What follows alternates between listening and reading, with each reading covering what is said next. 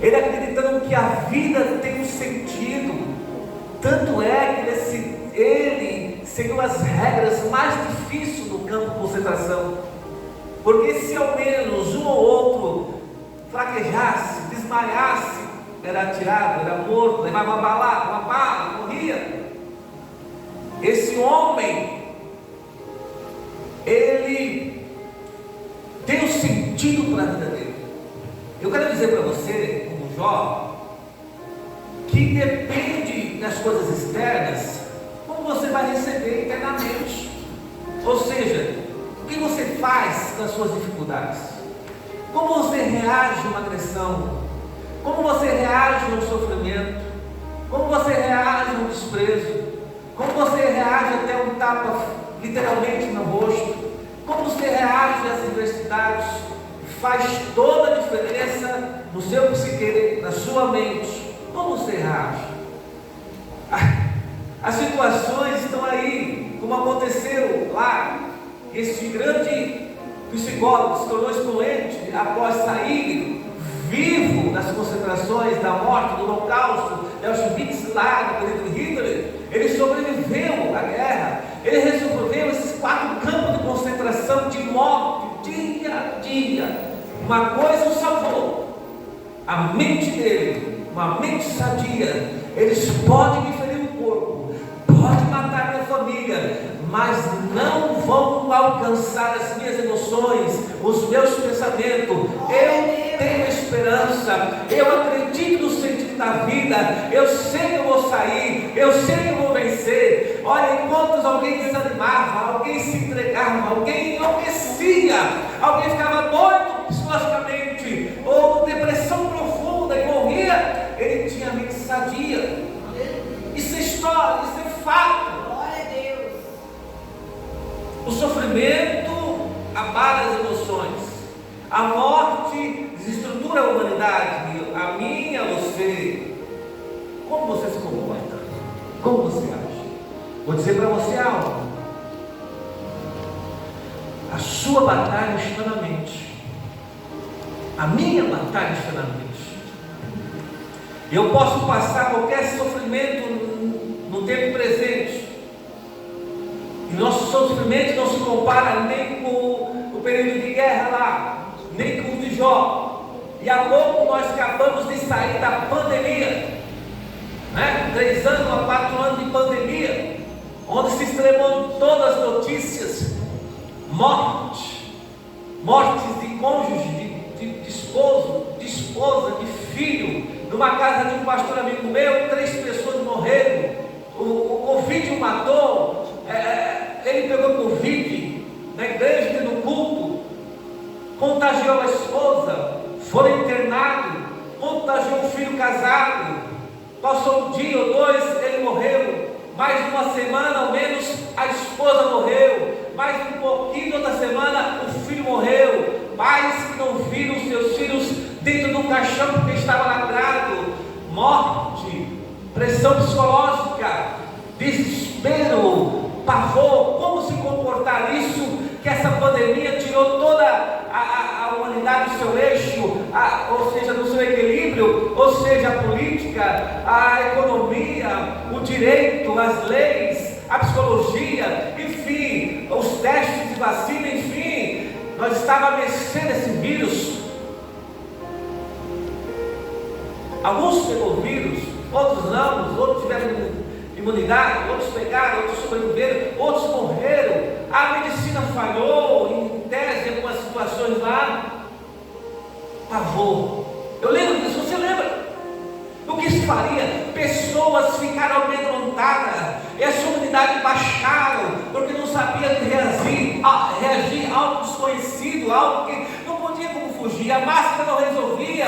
Para onde fugir? Tinha que trabalhar o 3 anos, sair aqui de Mogi das Cruzes, a luz lotada, não se parou São Paulo em lockdown aí por 1 semana ou mais, o Brasil parou, o mundo parou, mas não se resolveu. Nós somos vítimas de uma situação. O vírus foi maior do que nós, levou muitas pessoas, e pessoas ainda estão se recuperando das sequelas psicológicas, físicas, dor, sofrimento. Como reagir? Como você reagiu? Deus te deu a capacidade, a inteligência de você ter essa mente sadia, e você cuidar, e você proteger, e você cuidar dela, alimentar bem a sua mente. Como se alimenta bem a mente? Com oração, com palavra da Bíblia, com pensamentos bons, com esperança, com fé, conhecendo a Deus, crendo em Deus, não se culpando, não se martirizando, mas tendo a viva esperança e fé em Deus para superar as dificuldades desta vida. O livro de Jó foi escrito, não sabemos o autor, entre o século V ou VI a.C.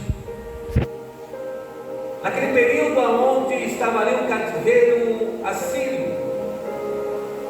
Foi ali.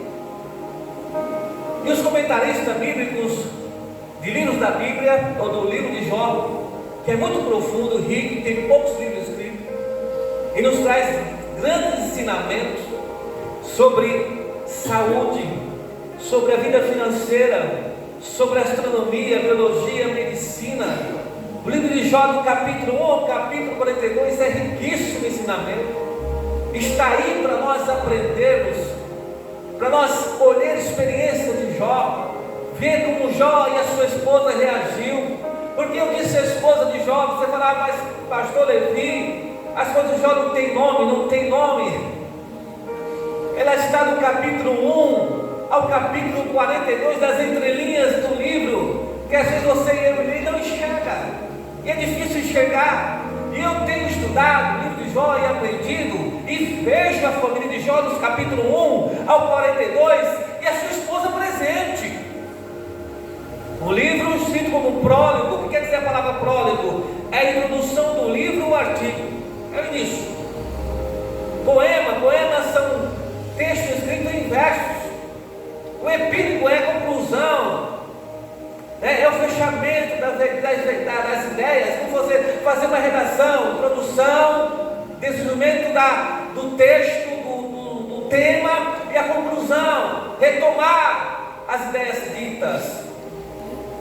E aqui há um comentário de vários comentaristas, ou de um ou dois, que questiona, foram dois autores que escreveram o livro de Jó, porque no capítulo 1 e o capítulo 2, parece que foi um autor, e esse autor vai fechar lá no capítulo 42, ele vai fechar o livro, e parece que no capítulo 3 ao 37 e 38, foi outro autor, porque não se comunica o texto, não tem coerência.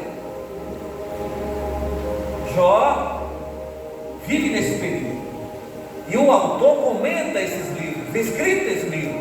Não foi o próprio Jó que escreveu o livro, mas tem fala dele aqui, oralmente, falada, passada, contada.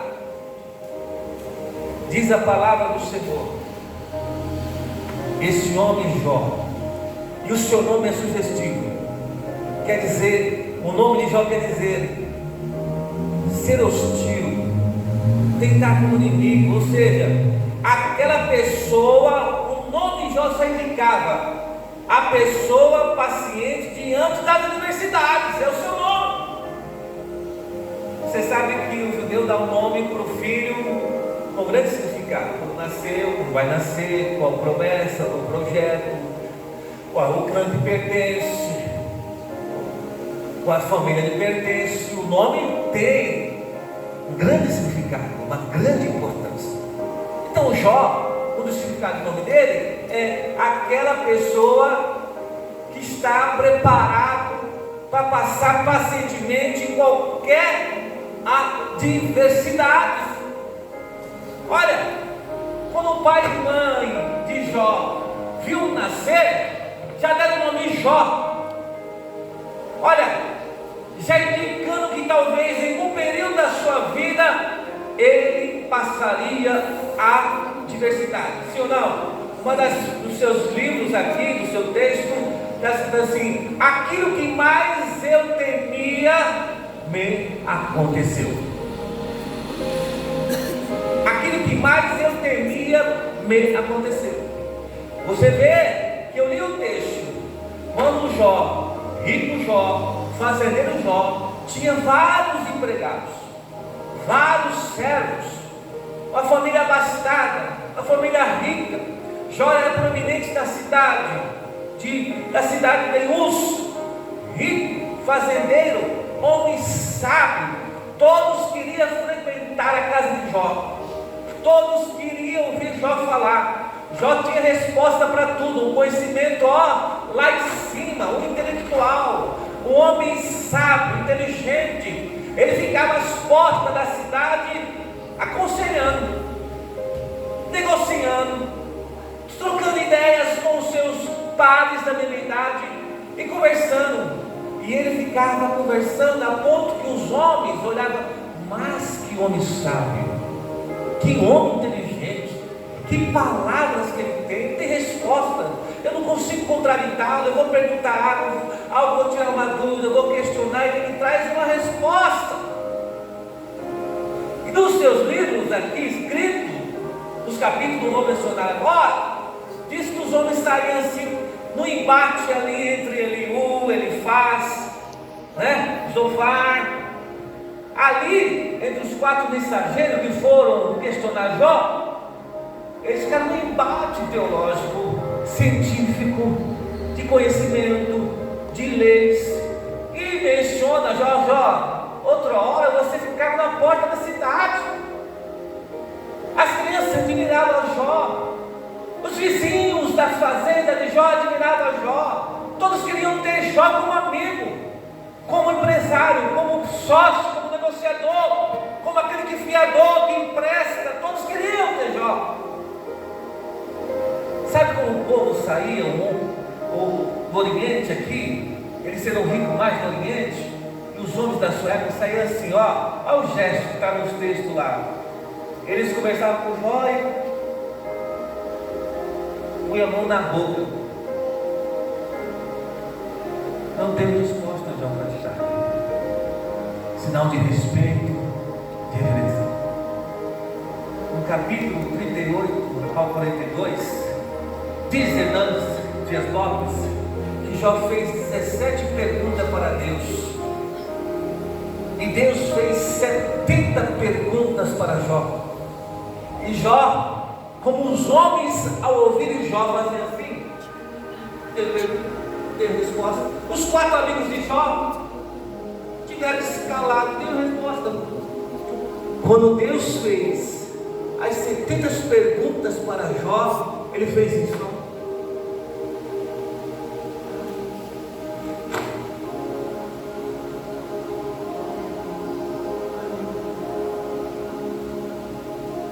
Tem resposta. Glória a Deus, aleluia.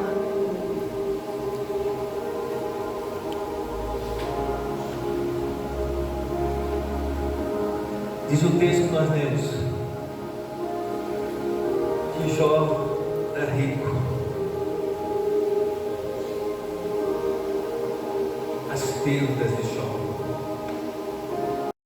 perdas financeiras,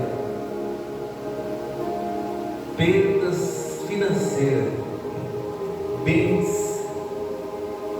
E os bens naquela época, irmão, Jó tinha 500 juntas de bois, 1000, versículo 13 e 14.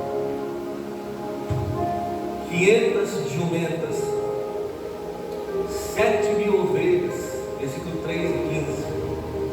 3.000 camelos. Os bens de Jó eram muito ricos. Tudo isso. E de repente, no momento mais difícil, há uma fatalidade que foge do controle humano. A fatalidade nos pega de surpresa.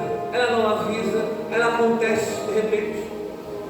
Você e eu somos vítimas de fatalidade porque está fora do controle humano. É um fenômeno natural. É um raio que cai na casa. É um raio que a pessoa está lá na praia, lá de tarde, a gente se solta ali, de repente o raio não acontece, você sabe, matou a pessoa. E outras fatalidades que você conhece. Diz o texto sagrado, de repente, um mensageiro se aproxima de Jó e diz assim, ele corre na casa de Jó e diz assim, olha, nós lavrávamos os bois, ali o texto diz assim, os bois lavravam, as jumentas passeavam. Olha, presta atenção, há um homem, há um mensageiro, quem sabe ele é líder dos jumentos e dos bois. Ele diz assim, nós estávamos arando, estávamos passeando, estávamos ali cuidando das juntas, aqui nas terras, nas fazendas, dependendo de vista de Jó. Os sabeus, Jó, vieram e roubaram tudo a sua fortuna, roubaram os jumentos e os bois, e só eu fiquei. Olha no versículo 15. E mataram os moços ao fio da espada. Quantos moços? Os moços. Quantos? Não sei. Quantos rapazes? Quantos servos? Quantos funcionários precisam para cuidar de 500 bois e 500 jumentas? Quantas? Um ficou. E ele correu para a casa de Jó. Viu quantas mortes teve? Imagina se fosse 10, por exemplo. Já são 10 mortos. O versículo 3 e 15. Enquanto esse primeiro mensageiro está dando essa notícia de perda financeira, ele vai saindo da sala de Jó, já entra outro. Jó, olha aqui, versículo 16. Estando ele vai falando, veio outro e disse: fogo do céu caiu, queimou as ovelhas, 7.000 ovelhas, e os moços, quantos moços? Muitos, e os consumiu, carbonizou. Só eu escapei para te trazer a notícia. Quantos moços, quantos rapazes, quantos servos precisam para cuidar de 7.000 ovelhas? Ele estava parado, ele e a esposa na sala, ouvindo. Que notícia! E quando esse segundo mensageiro vai saindo, lá vem outro, Michel. Outro diz assim, versículo 17: os caldeus roubaram seus camelos, 3 bandos de caldeus deram sobre os camelos e tomaram, e feriram ao fio da espada os seus moços. Olha mais morte aí, vai somando. Mortes. Nós falamos de perdas financeiras, estou falando de mortes agora. Você sabe que pessoas desestabilizam com perdas financeiras. Alguns se matam, matam o filho, matam parentes, outros ficam doidos, outros ficam errantes, outros têm depressão e não voltam mais, outros foram à falência. É mais pobre o pobre quer ficar pobre, perder e ter estrutura emocional para se erguer, do que o rico. O rico, se ele perder a sua herança, a sua fortuna, ele se mata. Entre depressão. Entre depressão. São muitos assuntos, irmãos. Eu estou falando agora de mortes. Versículo 17 diz que os caldeus mataram os servos ao fio da espada. Olha quantas mortes. 3.000 camelos. Quantos homens precisam cuidar de 3.000 camelos? E ele está ouvindo a notícia. Ele e a sua esposa estão ouvindo a notícia. Estou falido. Estou pobre. Vou morrer. Acabou meus bens. Eu tenho terras, fazendas. Agora eu torcerei os bens, bois, jumentas, ovelhas, camelo. Eu falei, tem que começar de novo. Está aí tudo bem. Ele está ouvindo a notícia, está recebendo a notícia. E quem sabe já começa a pensar que eu tenho que preparar alguém para primeiro enterrar os meus servos. Amanhã é dia de luto. Quantos não tem que enterrar. Na época, quando se enterrava, quando se arrumava o corpo, tinha um luto. Mas a parte financeira eu resolvo depois. Mas e agora? E como a notícia vai chegar aos familiares desses servos casados que morreram? Estou entre linhas, irmãos. Na crise de 1929, lá nos Estados Unidos, diz que havia um bilionário muito rico. E ele pegou o avião para voltar para os Estados Unidos. Pegou um navio, olha, rico. Deu-se a crise de 1929, crise econômica nos Estados Unidos. Irmão, aí ele está viajando de navio, vai alguns dias ou mais tempo. Quando ele chega nos Estados Unidos, ele vê a crise, estava pobre. Viajou rico no navio. Quando voltou, numa viagem, ficou pobre. Você sabe disso. No plano Collor, quantas pessoas faliram? Quantas pessoas ficou presas com seu dinheiro lá? Trabalhei numa empresa que, lá da Paulista, ele era dono de um quarteirão de imóvel. Ponto mais caro de São Paulo também, além do Alphaville. Diz que no plano do Collor, que a ministra da Economia, Zélia, diz que ele ficou tão desesperado que um se matou. O outro virou, o irmão virou andarilho. E a outra, depressão profunda, perdas financeiras. Jó está aqui recebendo a notícia das perdas financeiras. Há mortes, há luto. Tem que enterrar muitos dos meus servos. Eu sou responsável. Eu tenho que indenizar a família, eu tenho que custear agora a esposa, os filhos. Eles não têm, vão ficar sob meu comando. Tem mais salário. E agora? Vou arrumar outros trabalhadores aonde?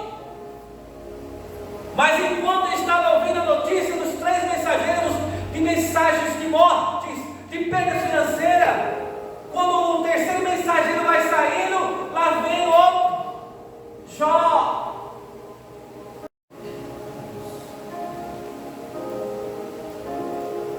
Seus filhos estavam na casa do seu filho mais velho, primogênito, estavam reunidos, comemorando o aniversário do filho mais velho, conversando, bebendo vinho, lembrando que Jó fazia holocausto para os filhos, ele era um sacerdote da família. Ele se antecipava para os filhos. Olha para os filhos. Você não olhou para o filho ficar na barriga? Amém. É pai? Amém. É mãe? Amém. Continua orando. Olha para o filho que vai nascer, que está crescendo. Ore pelo casamento do filho, pelo casamento da filha. Ore pela vida profissional do filho, da filha. Ore até para os seus netos, irmão. Ore. Jó se antevia, se antecipava. Se porventura nessas festas regadas de vinhos e bebidas meus filhos pecarem contra Deus, eu estou aqui de manhã fazendo sacrifício. Ele reuniu os filhos: vem cá, vem aqui na minha casa e vamos conversar, vamos orar a Deus, vamos pedir perdão a Deus, porque vocês podem porventura ter pecado. E Deus assim ouviu a oração de Jó, perdoava. Aleluia. E quando eles estavam nesse dia, nessa festa, muitos homens e mulheres jovens chegam na faculdade e perdem a fé diante da filosofia, diante de qualquer ensino que tem lá, dos questionamentos. E outros perdem a fé diante de um sofrimento. E outros deixam de ser crente porque o filho ou a filha morreu, outro porque o marido morreu, a esposa morreu, porque o pai e a mãe morreu. Não quero mais ser crente, não. Deus. Olha, eu vou dizer algo para você pensar aqui que eu vou encerrar, não posso falar. Não posso explicar muito. Eu fiz questão de ler daqui para lá, irmãos, porque Jó não conhecia o primeiro capítulo. Pensa comigo. Eu quero que você vai ler o livro de Jó para ver se Jó, os seus 4 amigos que foram na sua casa, falam do diabo e falam de Satanás. Lê, depois você me procura, deixa o telefone com ele. Ou pega o pastor que está ensinando, pastor Michel, pastor Moisés, pergunta para ele: aonde Jó fala do diabo? Aonde os 4 amigos de Jó falam do diabo?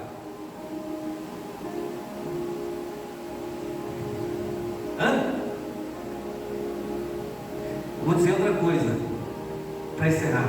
Os 4 amigos de Jó, sabe o que acusaram Jó? Jó, você é injusto, você é infiel, você pecou. Deus é justo, Deus é santo, Deus é misericordioso. Se resume nisso. Do capítulo 3 ao capítulo 37, olha quantos capítulos. Os 4 amigos de Jó, dos seus discursos, vai dizer assim: olha, Jó, você pecou, Jó, você está errado, Jó, as consequências de você estar doente é seu pecado, Jó, seu filho morreu porque você pecou. E Jó, sabe o que Jó dizia? Não pequei contra Deus.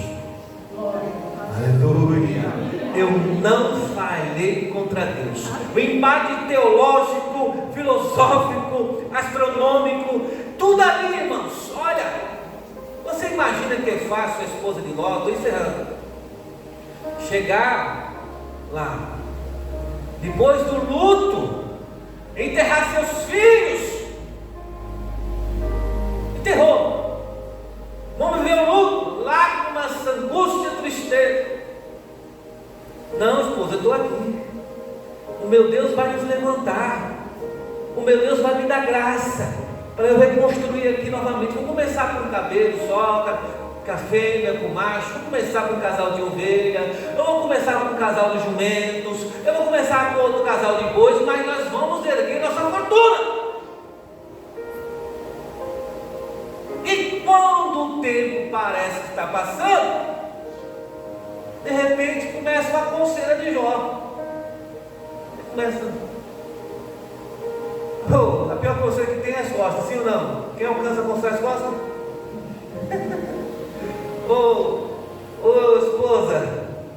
Esposa, Cida, coça aqui, Cida. A coceira aqui que a mão não alcança, aqui não alcança, e essa coceira é pior que tinha. Ou tem? Coça aqui. É uma coceira. A esposa olha assim: ô Jó, você não tomou banho antes? Não, deixa eu brincar um pouco. Tomei banho ontem. Tomei banho ontem. Tomei de manhã e tarde de noite. Coça aqui. Aí ele: tá bom. Outro dia, coceira de novo. Aí começa a aparecer umas manchas aqui na pele de Jó, umas manchas no braço, umas manchas nas costas, outras manchas no pé. Aí começa a surgir úlceras malignas. E Jó vai falar o seguinte: olha, não é possível. Chama o médico lá, chama o doutor fulano e tal. Aí quando não, olha, diz que é lepra, é um tipo de lepra. Não lepra que nós conhecemos outro, mas é um tipo de lepra. Jó, você está fedendo, você está cheirando mal, você está fedido. E para adiantar,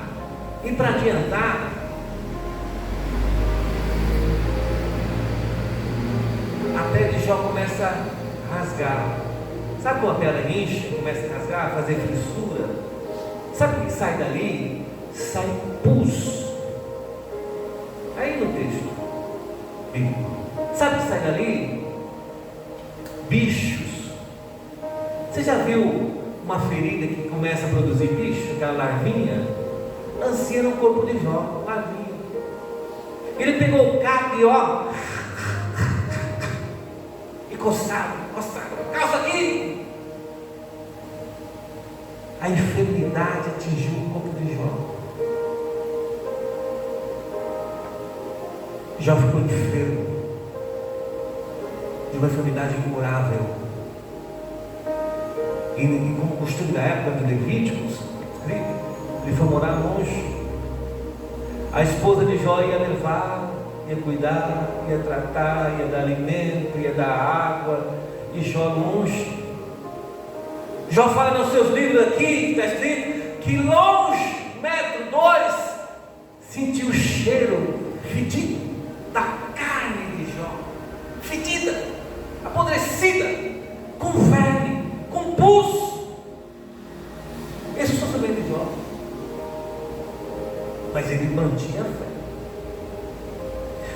E aí, a saúde emocional dele e da sua esposa após o luto, de cuidar do marido chagado, doente. E não é fácil cuidar do doente que vai morrer. Você limpar, você tirar os vermes, você lavar, a roupa se pegava, grudava, os dentes, só ficou os dentes de Jó para fora, magro, magérrimo, fedido. Nem a sua esposa suportava o seu cheiro. As crianças caçavam dele, seu fedido, seu fedido, seu fedido. Jó é fedido, Jó é fedido. Os amigos foram embora. Os parentes de Jó, irmãos, foram embora. Não estavam na sua casa ficava vazia. E o pior que isso, o emocional de Jó, ele falou assim: olha, as noites são perturbadas. Jó tinha pesadelos horríveis, que ele tremia de medo. Me deixa em paz, ó Deus. Eu quero ter paz na alma, paz na mente, paz no coração. Eu não consigo, quando eu penso que eu vou dormir, um pesadelo me assombra. Febre no corpo, bicho no corpo, coçando o bocado, cabelo caído, magérrimo, fedido.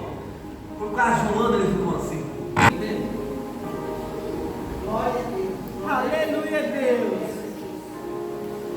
Aí Jó, nessa situação, Deus está contra mim. Deus me castigou. Não por pecado. Os 4 amigos vai na sua casa e diz assim: você pecou. E não pequei. Não pequei. Não pequei. Infidelidade, as coisas de Jó cuidando dele, perto dele, não suportando o seu fedor, febre de dia, pesadelo de noite, e a saúde emocional dele equilibrada. Põe de pé. Ela disse para ele assim: Jó, amaldiçoa o teu Deus e morre. A mulher não suportou. Qual mulher suportaria perder 10 filhos? E a esperança do esposo, do seu progenitor, provedor, enfermo, morrendo, iria morrer. Ele diz assim em outra versão: olha, não fales como louca. Olha, esposa minha amada, não seja insensata. Não.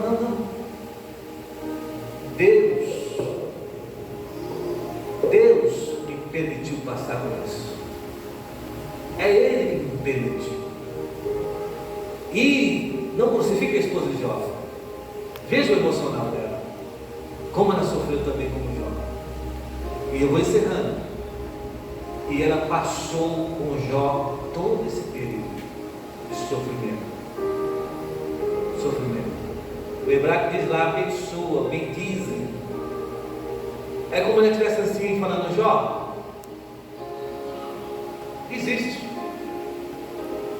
Em alguma Bíblia atualizada você pode ter encontrado, não. Em outras palavras, olha, existe. Se rende a Deus. Se o Senhor minhas fazendas, meu bem, só tem terra, não vai nada. Meus 10 filhos, minha paixão, meu amor, eles morreram. Eu estou morrendo. Carne viva, velhos. A noite não durmo. Pesadelo, dia, noite. Febre de manhã, pesadelo à noite. A minha esperança é em Ti, ó Deus. Só o Senhor. Tu pode me livrar. Tu pode me salvar. Tu pode me sarar.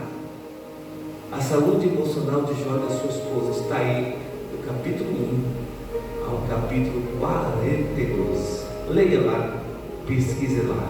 Primeira pergunta para você pesquisar: Jó não atribuiu as suas perdas, mortes ao diabo.